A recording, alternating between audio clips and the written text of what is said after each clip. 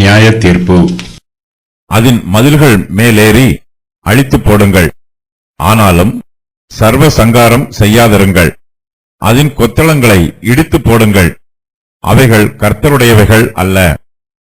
இஸ்ரவேல் வம்சத்தாரும் யூதா வம்சத்தாரும் எனக்கு விரோதமாய் மிகுதியும் துரோகம் பண்ணினார்கள் என்று கர்த்தர் சொல்லுகிறார். அவர் அப்படிப்பட்டவர் அல்லவென்றும், பொல்லாப்பு நம்மேல் வராது, நாம் பட்டயத்தையாகிலும் பஞ்சத்தையாகிலும் காண்பதில்லை என்றும், தீர்க்கதரிசிகள் காற்றாய் போவார்கள், திருவாக்கு அவர்களில் இல்லை, அவர்களுக்கே அப்படி ஆக கடவதென்றும் அவர்கள் சொல்லி கர்த்தரை மறுதலித்தார்கள்.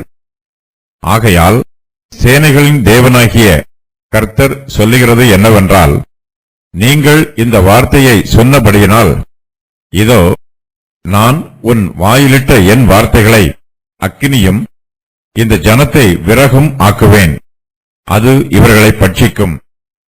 இஸ்ரவேல் வம்சத்தாரே, இதோ தூரத்திலிருந்து நான் உங்கள் மேல் ஒரு ஜாதியை கொண்டு வருவேன் என்று கர்த்தர் சொல்லுகிறார். அது பலத்த ஜாதி, அது பூர்வ காலத்து ஜாதி. அவர்கள் நீ அறியாத பாஷையை பேசும் ஜாதி. அவர்கள் பேசுகிறது இன்னதென்று உனக்கு விளங்காது. திறந்த பிரேத குழிகளைப் போல் அவர்கள் அம்பரா தூணிகள் இருக்கும். அவர்கள் அனைவரும் பராக்கிரமசாலிகள். அவர்கள் உன் குமாரரும் உன் குமாரத்திகளும் சாப்பிட வேண்டிய உன் விளைச்சலையும் உன் அப்பத்தையும் சாப்பிட்டு, உன் ஆடுகளையும் உன் மாடுகளையும் பட்சித்து, உன் திராட்சை பழங்களையும் உன் அத்தி பழங்களையும் சாப்பிட்டு, நீ நம்பின உன்னுடைய அரணான பட்டணங்களை பட்டயத்தாலே வெறுமையாக்குவார்கள். ஆகிலும் நான் அந்நாட்களிலும் உங்களை சர்வ சங்காரம் செய்யாதிருப்பேன் என்று கர்த்தர் சொல்லுகிறார். எங்கள் தேவனாகிய கர்த்தர் எங்களுக்கு இவைகளையெல்லாம் எது நிமித்தம் செய்தார் என்று நீங்கள் கேட்டால், அப்பொழுது நீ அவர்களை பார்த்து, நீங்கள் என்னை விட்டு உங்களுடைய தேசத்திலே அந்நிய தேவர்களை சேவித்தது போல உங்களுடையதல்லாத தேசத்திலே அந்நியர்களை சேவிப்பீர்கள் என்று சொல்வாயாக. ஜனங்களுடைய பாவங்களே அவர்களுடைய அழிவுக்கு காரணமாயிற்று. இஸ்ரவேல் வம்சத்தாரும் யூதா வம்சத்தாரும் கர்த்தருக்கு விரோதமாய் மிகுதியாய் துரோகம் பண்ணுகிறார்கள். இவ்விரு வம்சத்தாரும் ஆபிரகாமின் சந்ததியாராய் இருந்தாலும் இவர்களுக்கிடையில் ஏராளமான வித்தியாசங்களும் வேறுபாடுகளும் உள்ளன. ஆனாலும் இவ்விரு வம்சத்தாரும் கர்த்தருக்கு விரோதமாய் மிகுதியாக துரோகம் பண்ணுவதில் ஒத்துப்போகிறார்கள். அவர்கள் கர்த்தரை ஆராதிப்பதை நிறுத்திவிட்டு விக்கிரகங்களை ஆராதிக்கிறார்கள். அவர்களிடத்தில் உண்மை இல்லை, மாய்மாலம் இருக்கிறது. இவ்விரு வம்சத்தாரும் தேவனுடைய நியாய தீர்ப்புகளை அசட்டை பண்ணுகிறார்கள்.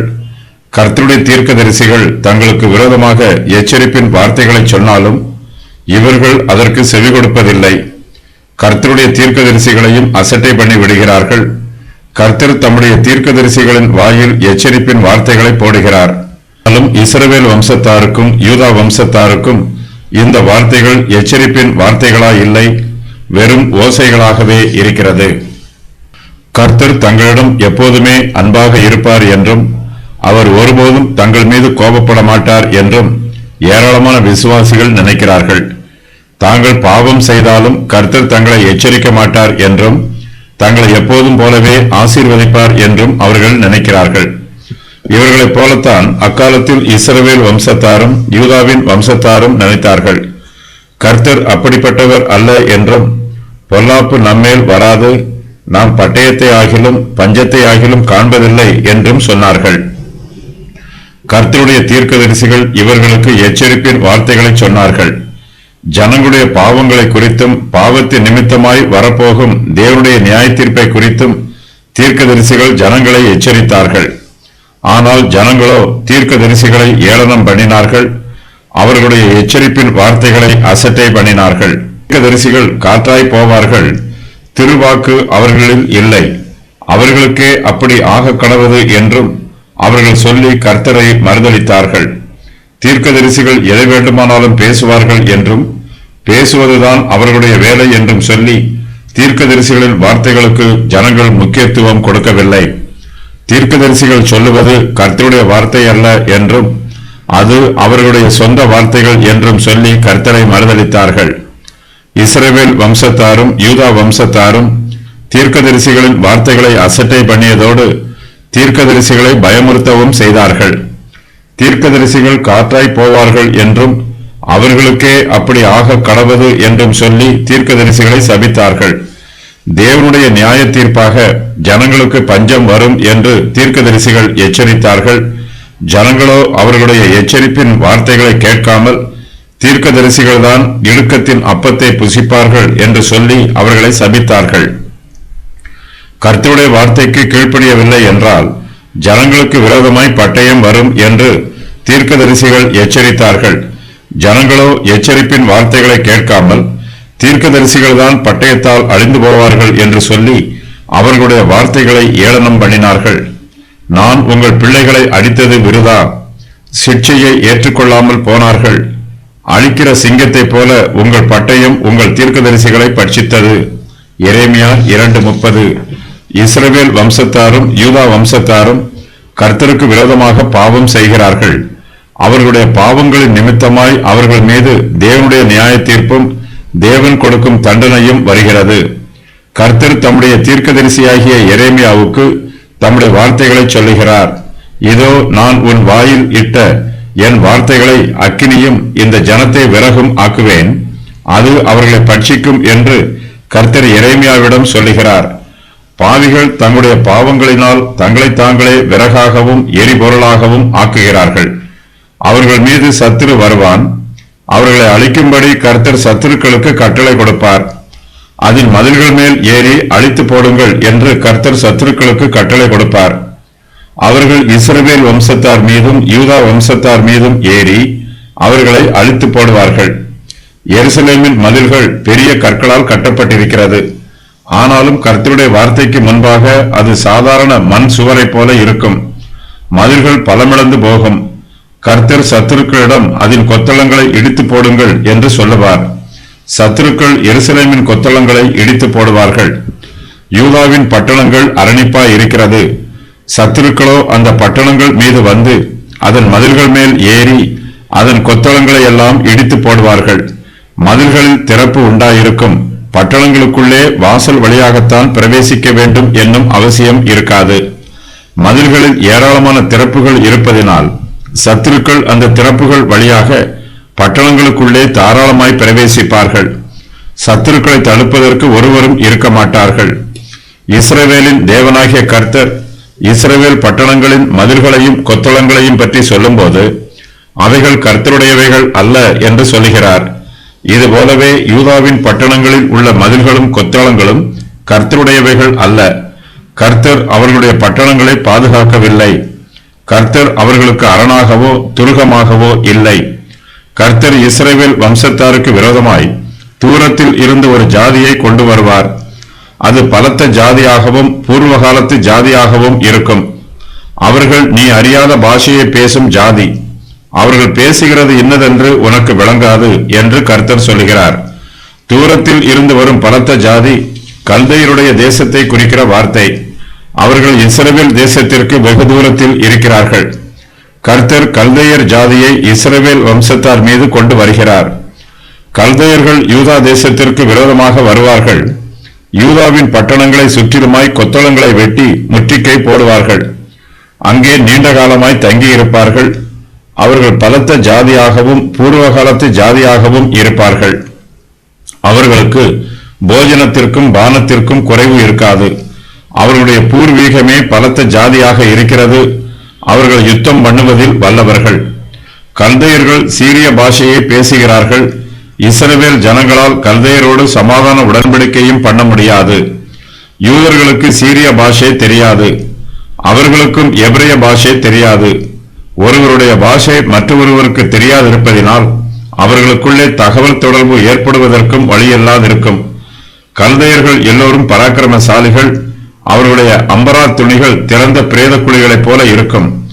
அவர்கள் உன் குமாரரும் உன் குமாரத்திகளும் சாப்பிட வேண்டிய உன் விளைச்சலையும் உன் அப்பத்தையும் சாப்பிட்டு உன் ஆடுகளையும் உன் மாடுகளையும் பட்சித்து உன் திராட்சை பழங்களையும் உன் அத்தி பழங்களையும் சாப்பிட்டு நீ நம்பின உன்னுடைய அரணான பட்டணங்களை பட்டயத்தாலே வெறுமையாக்குவார்கள் என்று கர்த்தர் சொல்லுகிறார். இஸ்ரவேல் ஜனத்தார் தங்களுடைய ஆடுகளையும் மாடுகளையும் பர்வதங்களில் உள்ள விக்கிரகங்களுக்கு பலியிட்டார்கள். இனிமேல் பலியிடுவதற்கு அவர்களுக்கு ஆடுகள் இருக்காது. கல்தையர்கள் அவர்களுடைய ஆடுகளையும் மாடுகளையும் பட்சித்து போடுவார்கள். இஸ்ரவேல் வம்சத்தார் தங்களுடைய அரணான பட்டணங்களை நம்பினார்கள். அவை தங்களுக்கு பாதுகாப்பை தரும் என்று நினைத்தார்கள். ஆனால் கல்தையர்களோ அவர்களுடைய அரணான பட்டணங்களை தங்கள் பட்டயத்தால் வெறுமையாக்கி போடுவார்கள். கர்த்தரை நம்பினால் அவர்களுக்கு பாதுகாப்பு கிடைக்கும். இஸ்ரவேல் வம்சத்தாரோ கர்த்தரை நம்பாமல் அரணான பட்டணங்களை நம்பினார்கள். பட்டணங்கள் அவர்களை பாதுகாக்கவில்லை. இஸ்ரவேல் வம்சத்தார் மீதும் யூதா வம்சத்தார் மீதும் தேவனுடைய நீதியான நியாய தீர்ப்பு வருகிறது. அவர்களுக்கு அழிவு வருகிறது. வேதனைகளும் உபத்திரவங்களும் வருகிறது. இவற்றிற்கு மத்தியில் கர்த்தர் அவர்களுக்கு ஆறுதலான வார்த்தைகளை சொல்லுகிறார். ஆகிலும் நான் அந்நாட்களிலும் உங்களை சர்வ சங்காரம் செய்யாதிருப்பேன் என்று கர்த்தர் சொல்லுகிறார். கர்த்தர் அவர்களை சர்வ சங்காரம் செய்யாதிருப்பார் என்றால் சத்துருக்களும் அவர்களை சர்வ சங்காரம் செய்ய மாட்டார்கள். கர்த்தர் செய்ய நினைக்கிற காரியம் மாத்திரமே நடைபெறும். கர்த்தருடைய சித்தத்திற்கும் விருப்பத்திற்கும் விரோதமாய் யாராலும் ஒன்றும் செய்ய முடியாது. கர்த்தர் இஸ்ரவேல் வம்சத்தாரையும் யூதா வம்சத்தாரையும் தம்முடைய நீதியினாலும் தம்முடைய நியாயத்தினாலும் தண்டிக்கிறார். கர்த்தர் அவர்களை தண்டித்தாலும் அவர்களை முற்றிலுமாய் அழித்து போடவில்லை. அவர்களை சர்வ சங்காரம் செய்யவில்லை. கர்த்தர் இன்னும் கிருபை உள்ளவராகவே இருக்கிறார். இஸ்ரவேல் வம்சத்தாரும் யூதா வம்சத்தாரும் கர்த்தருடைய பிள்ளைகள். கர்த்தர் தங்களை தண்டிக்க மாட்டார் என்றும் அவர் தங்களை தண்டிக்கிறவர் அல்ல என்றும் பொல்லாப்பு தங்கள் மேல் வராது என்றும் தாங்கள் பட்டயத்தை ஆகிலும் பஞ்சத்தை ஆகிலும் காண்பதில்லை என்றும் இஸ்ரவேல் புத்திரர் நினைத்தார்கள். ஆனால் அவர்கள் நினைத்ததற்கு மாறாக அவர்களுக்கு காரியங்கள் ஒவ்வொன்றாய் நடைபெறுகிறது. அவர்கள் பஞ்சத்தை காண்கிறார்கள், பட்டயத்தை காண்கிறார்கள். எங்கள் தேவனாகிய கர்த்தர் எங்களுக்கு இவைகளையெல்லாம் எது நிமித்தம் செய்தார் என்று தங்களுக்கு தாங்களே கேட்டுக்கொள்கிறார்கள். அவர்கள் இந்த கேள்வியை எரேமியா தீர்க்கதரிசியிடமும் கேட்கிறார்கள். அவருடைய கேள்விக்கு என்ன பதில் சொல்ல வேண்டும் என்று கர்த்தர் எரேமியாவுக்கு சொல்லுகிறார். நீ அவர்களை பார்த்து, நீங்கள் என்னை விட்டு உங்களுடைய தேசத்திலே அந்நிய தேவர்களை சேவித்தது போல உங்களுடையது அல்லாத தேசத்திலே அந்நியர்களை சேவிப்பீர்கள் என்று சொல்வாயாக என்று கர்த்தர் சொல்லுகிறார். இஸ்ரவேல் புத்திரர் தங்களை பரிசுத்தவான்களைப் போலவும் தங்களுடைய தேசத்தை பக்தியுள்ள தேசம் போலவும் நினைத்துக் கொள்கிறார்கள். அவர்களிடத்தில் காணப்படுகிற பாவங்களும் அசுத்தங்களும் அவர்களுக்கு தெரியவில்லை. அவர்கள் தங்கள் பாவங்களை உணரவும் இல்லை. அவர்களுடைய பாவங்களும் தேவனுடைய நியாய தீர்ப்பும் அவர்களுக்கு எச்சரிப்பாய் சொல்லப்பட்டது. ஆனால் அவர்களோ கர்த்தருடைய வார்த்தைக்கு செவி கொடுக்கவில்லை. தங்களுடைய சுய விருப்பத்திற்கு செவி கொடுத்தார்கள். தங்கள் சுய இஷ்டம் போல பேசினார்கள். கர்த்தர் இஸ்ரவேல் ஜனத்தாரை தண்டிக்கிறார். தாங்கள் இவ்வளவு தண்டனைகளை அனுபவிப்பதற்கு என்ன காரணம் என்பது கூட இஸ்ரவேல் ஜனத்தாருக்கு தெரியவில்லை. தாங்கள் கர்த்தருக்கு விரோதமாக செய்த பாவங்களை பற்றிய உணர்வு கூட அவர்களிடத்தில் காணப்படவில்லை. அவருடைய மனச்சாட்சி கூர்மையா இல்லை. தங்களுடைய பாவங்களே தாங்கள் அனுபவிக்கிற தண்டனைகளுக்கு காரணம் என்பதை கூட அவர்களால் புரிந்து கொள்ள முடியவில்லை. இஸ்ரவேல் ஜனத்தார் கர்த்தரால் தெரிந்தெடுக்கப்பட்ட ஜனங்கள். அவர்கள் கர்த்தரை மாத்திரமே ஆராதனை செய்ய வேண்டும். ஆனால் அவர்களோ கர்த்தரை ஆராதியாமல் அவரை விட்டு தூரமாய் விலகி போய் விடுகிறார்கள். கர்த்தர் இஸ்ரவேல் தேசத்தை பரிசுத்தப்படுத்தி ஆசீர்வதித்திருக்கிறார். தம்முடைய தேசத்தில் தம்மை ஆராதிக்கிற ஆராதனை மாத்திரம் நடைபெற வேண்டும் என்று கர்த்தர் விரும்புகிறார். ஆனால் இஸ்ரவேல் ஜனத்தாரோ இஸ்ரவேல் தேசத்திலேயே அந்நிய தேவர்களை சேவித்து தேசத்தை தீட்டுப்படுத்துகிறார்கள். இதன் நிமித்தமாய் இஸ்ரவேல் ஜனத்தார் அந்நிய தேசத்திலே அந்நிய தேவர்களை சேவிப்பார்கள். அதற்காக கர்த்தர் அவர்களை அந்நிய தேசத்திற்கு துரத்தி விடுகிறார். சகலமும் பரிபூர்ணமாய் இருக்கையில் நீ மன மகிழ்ச்சியோடும் களிப்போடும் உன் தேவனாகிய கர்த்தரை சேவியாமற் போனதின் நிமித்தமும் சகலமும் குறைவுபட்டு பட்டினியோடும் தாகத்தோடும் நிர்வாணத்தோடும் கர்த்தர் உனக்கு விரோதமாய் அனுப்பும் சத்துருக்களை சேவிப்பாய். அவர்கள் உன்னை அழித்து தீருமட்டும் இரும்பு நொகத்தடியை உன் களத்தின் மேல் போடுவார்கள். உபாகமம் 28:47-48. கர்த்தர் யூதாவை முழுவதுமாக அழித்து போடுவதில்லை என்று இங்கு இரண்டாம் முறையாக கூறுகிறார். ஒரு காலத்தில் யூதா தேசத்தாரும் எருசலேம் பட்டணமும் கர்த்தருடையவைகளாக இருந்தன. ஆனால் இப்போதோ அவை தம்முடையவை அல்ல என்று கர்த்தர் அறிவிக்கிறார். யூதா இஸ்ரவேல் வம்சத்தாரின் துரோகங்கள். அவர்கள் கர்த்தருக்கு விரோதமாய் மிகுதியும் துரோகம் பண்ணினார்கள். அவர்கள் கர்த்தரை பற்றி தவறாக நினைக்கிறார்கள். அவர் அப்படிப்பட்டவர் அல்ல என்றும் தீர்க்கதரிசிகள் மூலமாக அவர் பேசவில்லை என்றும் கூறுகிறார்கள். கர்த்தரை மறுதலிக்கிறார்கள். நிறைவேறிய முன்னறிவிப்புகள். கள்ள தீர்க்கதரிசிகள் கண்டுபிடிக்கப்படுவார்கள். என் வார்த்தைகளை அக்கினியாக்குவேன், என் ஜனத்தை விறகு ஆக்குவேன். தூரத்தில் இருந்து நான் உங்கள் மேல் ஒரு ஜாதியை கொண்டு வருவேன். அது பலத்த ஜாதி, அது பூர்வ காலத்து ஜாதி, அவர்கள் அறியாத பாஷையை பேசும் ஜாதி. திறந்த பிரேத குழிகளைப் போல் அவர்கள் அம்பரா தூணிகள் இருக்கும். அவர்கள் உன் குமாரரும் உன் குமாரத்திகளும் சாப்பிட வேண்டிய உன் விளைச்சலையும் உன் அப்பத்தையும் சாப்பிடுவார்கள். அவர்கள் உன் ஆடுகளையும் உன் மாடுகளையும் பட்சிப்பார்கள். அவர்கள் உன் திராட்சை பழங்களையும் உன் அத்தி பழங்களையும் சாப்பிடுவார்கள். நீ நம்பின உன்னுடைய அரணான பட்டணங்களை பட்டயத்தாலே வெறுமையாக்குவார்கள். நான் அந்நாட்களில் உங்களை சர்வ சங்காரம் செய்யாதிருப்பேன். எங்கள் தேவனாகிய கர்த்தர் எங்களுக்கு இவைகளையெல்லாம் எது நிமித்தம் செய்தார் என்று நீங்கள் கேட்பீர்கள். உங்களுடைய தேசத்திலே அந்நிய தேவர்களை சேவிப்பீர்கள். உங்களுடையதல்லாத தேசத்திலே அந்நியர்களை சேவிப்பீர்கள். தீர்க்கதரிசிகள் காற்றாய் போவார்கள் என்னும் இந்த வாக்கியம் கள்ள தீர்க்கதரிசிகளை குறிக்கிறது. அவர்களுக்கு அதிகாரம் எதுவும் இல்லை. ஒரு சில பதிப்புகளில் இது சுழல் காற்று என்று கூறப்பட்டிருக்கிறது. சுழல் காற்று குழப்பத்தை வருவிக்கக்கூடியது. கள்ள தீர்க்கதரிசிகளின் வார்த்தைகள் குழப்பமாக இருக்கிறது. எரேமியாவின் வார்த்தைகளோ அக்கினியைப் போல இருக்கிறது. யூதா வம்சத்தார் இங்கு இஸ்ரவேல் வம்சத்தார் என்று அழைக்கப்படுகிறார்கள்.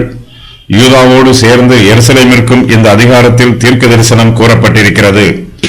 பூமியில் உள்ள பழங்காலத்து தேசங்களில் பாபிலோன் தேசமும் ஒன்று. ஜலப்பிரளயத்திற்கு 100 வருஷங்களுக்கு பின்பு பாபிலோன் தேசம் ஸ்தாபிக்கப்பட்டது. திறந்த பிரேத குழிகளைப் போல் அவர்கள் அம்பரா தூணிகள் இருக்கும். பாபிலோன் தேசத்தார் யூதாவின் மீது யுத்தம் பண்ணிய பின்பு யூதாவின் நிலைமை இங்கு விவரிக்கப்பட்டிருக்கிறது. அவர்கள் யூதா தேசத்தாரையும் அவருடைய தானியங்களையும் கால்நடைகளையும் திராட்சை பழங்களையும் எடுத்துக்கொள்வார்கள். யூதாவின் பட்டணங்களை வெறுமையாக்குவார்கள். யூதா தேசத்தார் ஒரு காலத்தில் கர்த்தரை சேவித்தார்கள். அதன் பின்பு அவர்கள் கர்த்தரை விட்டுவிட்டு தங்களுடைய தேசத்திலேயே அந்நிய தேவர்களை சேவித்தார்கள். கர்த்தர் இந்த பாவத்திற்கு நியாயம் தீர்க்கிறார். யூதா தேசத்தார் அந்நிய தேசத்திலே அடிமைகளாக இருப்பார்கள். அங்கு அவர்கள் அந்நியர்களை சேவிப்பார்கள்.